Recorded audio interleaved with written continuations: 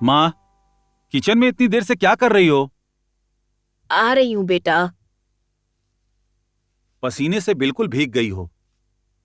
ठीक है, मुझे देर हो रही है, मैं निकलता हूँ। अरे रुको तो, संगीता की शादी का न्योता देने उसके माता पिता आने वाले हैं। उनके लिए कुछ बनाना तो होगा, इसलिए सोचा कि कुछ बना लूं।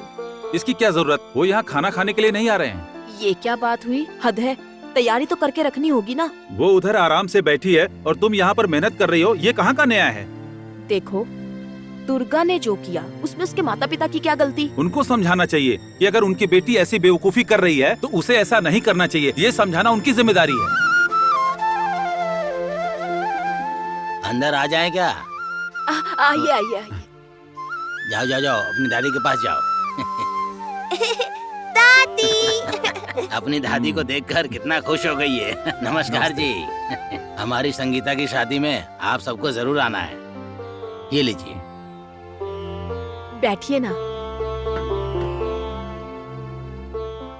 बेटा, घर में शादी की तैयारियां चल रही है, इसलिए दुर्गा को वहाँ रखा है। अच्छी बात है, उसे वहीं रहने दीजिए, तभी वो वहाँ खुश रहेगी और हम लोग यहाँ पर खुश रहेंगे।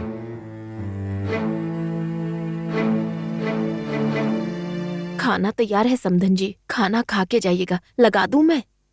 नहीं बहन जी, घर में बहुत काम है, आप क्यों तकलीफ ले रहे हो? दुर्गा यहाँ पर नहीं है तो क्या हम खाना खाना छोड़ देंगे? मेरी माँ को ही सब कुछ करना पड़ता है। बहन जी, बस थोड़ा सा छाछ काफी है। मैंने आपसे पहले कहा था, वो लोग खाने के लिए यहाँ नहीं रुकेंगे और आप सुबह से इन लोगों के लिए खाना बना रही हैं। पता नहीं आप लोगों को कब समझ में आएगा। अभी हम थोड़ी जल्दी में हैं। मुझे तो बहुत भूख लगी है, मैं माँ जी के हाथों का जरूर खाऊंगा। और वैसे भी आपके हाथ से खाए बहुत दिन हो गए। आप जो टमाटर की रेसिपी बनाते हो तो कमाल की है। क्या दामाद जी, आपकी माँ ने कुछ स्पेशल बनाया है, बिना खाए कैसे जा सकते हैं हम लोग? उसके बाद ही हमारा काम शुभ होगा। लाइए, जल्दी लाइए। किशोर, आओ ना, आओ। क्या हुआ माँ? किशोर, गलती किसी की और गुस्सा किसी पर। दुर्गा की गलती के लिए तुम इन पे क्यों बिगड़ रहे हो? ये गलत बात है। एक बात सुनो, जब तक ये लोग यहीं पर हैं, तुम बस कुछ बोलना नहीं। ठीक है माँ। मुझे दामाद जी थोड़ा गुस्से में लग रहे थे। और क्या, दुर्गा यहाँ नहीं है ना, उसके गैर हाजिरी में उसकी माँ ने उसके कान भरे होंगे। शादी हो गई तो क्या दुर्गा अपने घर नहीं आ सकती? तुम जरा चुप रहो, तुम भी किसी से कम नहीं हो। माँ, आप थोड़ा चुप रहो ना, माँ भी आपकी तरह बुजुर्ग हैं, ये मत भूलिए आप। खाना तैयार है, आप लोग चलिए। हाँ, चलिए, आ जाओ। चलो बेटा, खाना खाते हैं, चलो आ जाओ।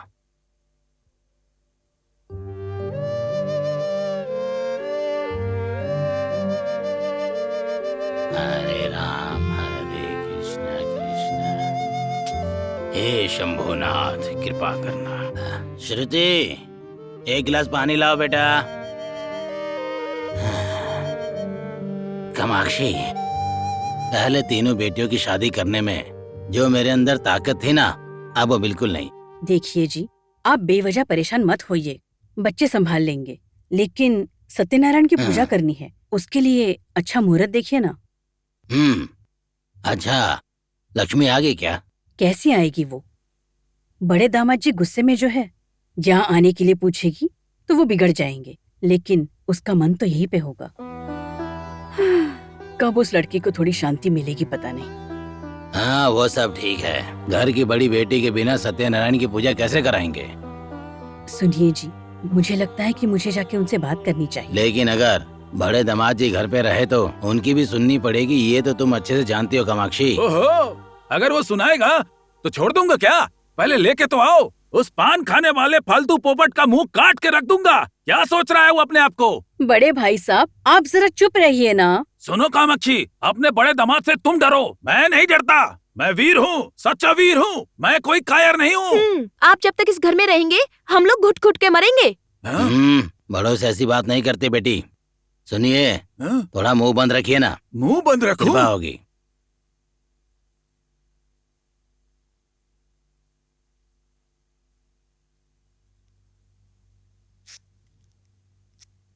लक्ष्मी।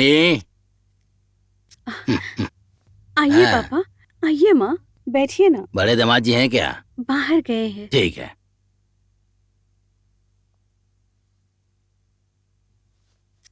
लक्ष्मी, तुम हमसे गुस्सा हो क्या? तुम तो घर नहीं आ रही हो बेटी। हम आने के बारे में सोच रहे थे, लेकिन बड़े दामाद जी क्या बोलेंगे ये सोचकर हिचकिचा रहे थे हम। देखो बेटी, हमारे 6 बच्चे हैं। एक को जो पसंद आता है वो दूसरे को नहीं आता। अब हम सबको खुश तो नहीं कर सकते ना। हमारे सोचने से क्या होगा? गणेश और दिव्या दोनों को मंजूर भी तो होना चाहिए।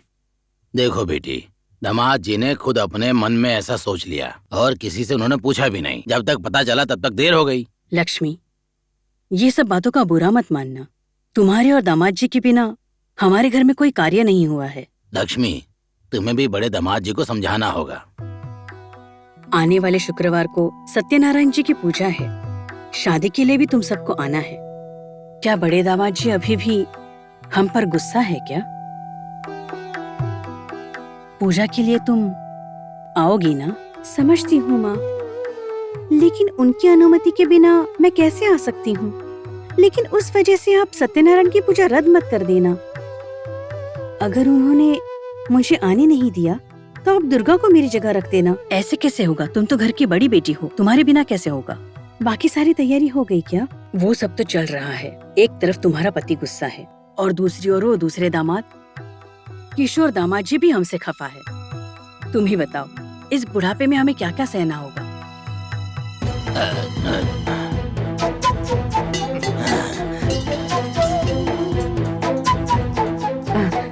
सुनिए, माँ बाबूजी आए हैं।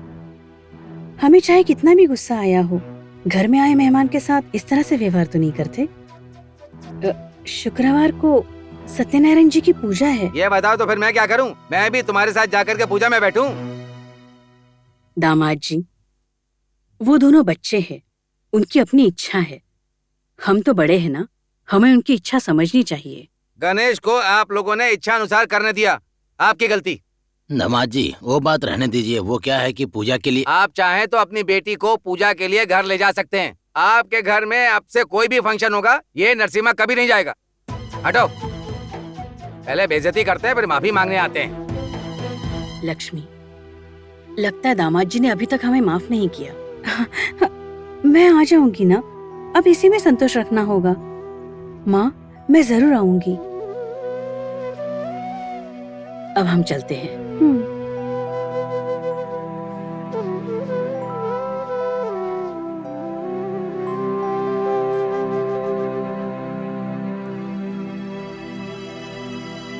ए लक्ष्मी, अंदर आ।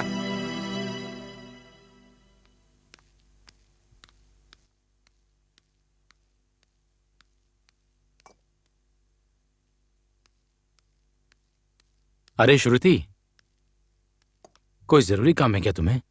घर में बैठे बैठे बोर हो रही थी, इसलिए मैं यहाँ आ गई। शादी के 4 दिन बचे हैं, तुम्हें किसी ने काम नहीं दिया क्या? मुझे जो काम दिया था वो मैंने कर दिया। वैसे शादी में भाभी आने वाली है ना? कीर्तना जरूर आएगी। और उसके घर के बाकी लोग? वो तो पता नहीं। आपने बुलाया? नहीं। तो फिर कैसे आएंगे? उन्हें तो आपको हक से बुलाना चाहिए।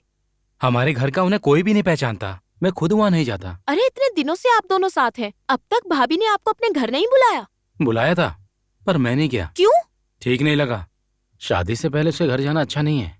अगर चला भी गया तो लोग हमारे बारे में क्या सोचेंगे? कौन से लोग भैया? हमारे घर के लोग ना। बात सुनो भैया, जमाना बदल चुका है। मन की बात हमें बोल देनी चाहिए। उनसे जब हमारा रिश्ता जुड़ने वाला है तो भाभी के घर वालों को भी तो बुलाना चाहिए। उन लोगों को पता चलेगा तो कैसा लगेगा? ठीक है, मैं माँ से पूछकर उन्हें बुलाता हूँ। ठीक है? इसे कहते हैं मिडिल क्लास मेंटेलिटी। नहीं श्रुति, तुम नहीं जानती हो। अगर मैं तुम्हारी तरह एक लड़की होता ना तो अपने घर में कुछ भी कह सकता था, लेकिन मैं एक बेटा हूँ। मुझे बहुत कुछ सोच समझकर बात करनी होती है। समझ गई ना तुम?